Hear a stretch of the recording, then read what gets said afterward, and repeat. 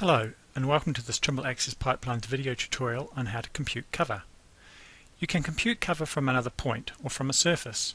When computing the cover from another point, you have a few choices on how this is done. You can either compute the cover from the last measured point or the closest point, and you can also specify to only use points with a specific code. Pipelines also gives you a couple of methods to ensure minimum cover specifications are met. Let's look at how these options are configured and used.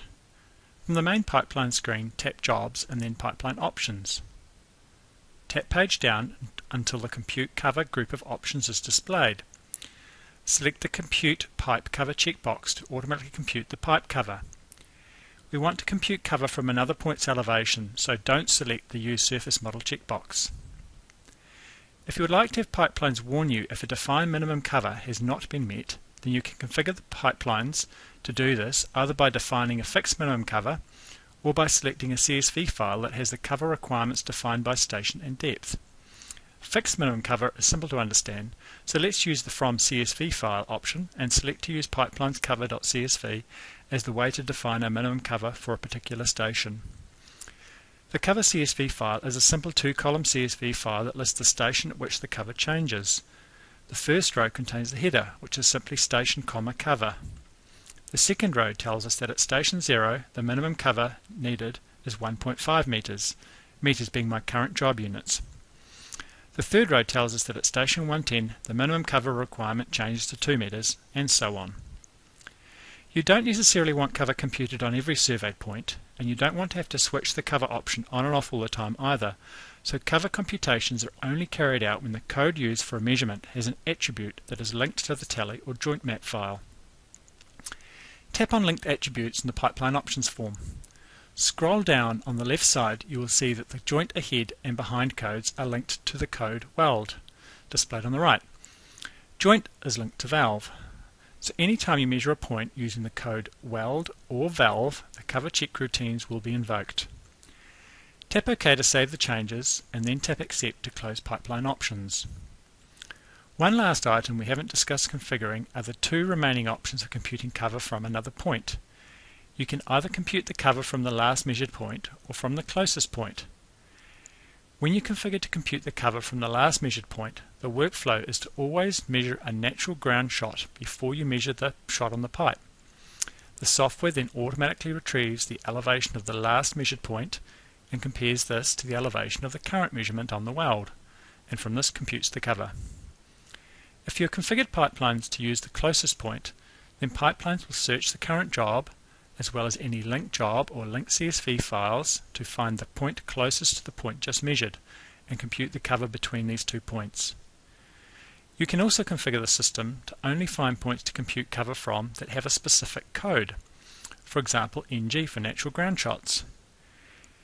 When using closest point, the workflow could be to use the closest recently measured natural ground point from the current job, or it may be that you have a linked job that has all the natural ground shots, or you could have created a CSV file of natural ground shots and have this linked to your current job.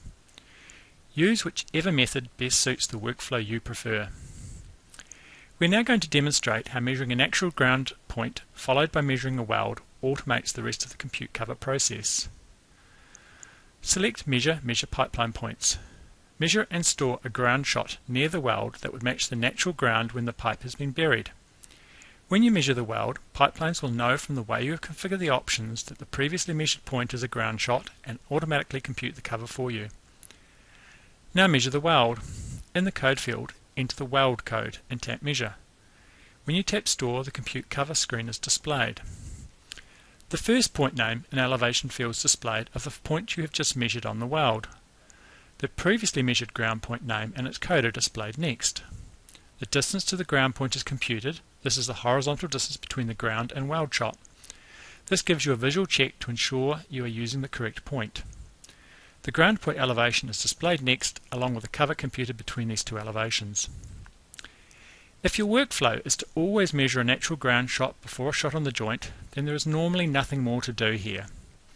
However, you do have a number of options if the last measured point is not the one you want to use. If you know another point you want to use instead, then enter it in the ground point name field. If you know the ground elevation, you can key this directly into the ground elevation field. If you have computed the cover by other means, then you can key the cover directly into the depth of cover field. If you want to select the point closest to the point you have just measured, then tap Closest. Tap Store. If you have not met the minimum pipe cover defined, the software shows a warning. Our CSV file had this configured as 1.5 meters. For the purpose of this demonstration, we'll store the observation anyway.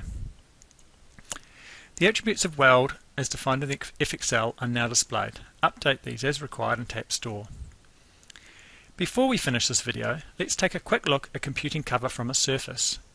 Go to Jobs, Pipeline Options, page down and select the Use Surface Model and select the model name. Tap Accept and then go to Measure Pipeline Points. Enter a weld code and measure a weld. On the Compute Pipe Cover screen, you will see the ground point name field, code and distance to ground point are now all null, and the ground elevation is now calculated from the TTM, which is then used to compute the depth of cover. We can still enter a ground point name or use closest and override the TTM elevation if required. Open the map and tap the Shift arrow to get to the second row of buttons, then tap Layer. Tap Pipelines Surface.ttm twice to make it active. The surface color gradient and triangles are displayed. Tap the Shift arrow and then Options to disable the display of the surface color gradient and triangles. Now we can see an outline of the selected surface as well as the ground elevation from the TTM and cut fill.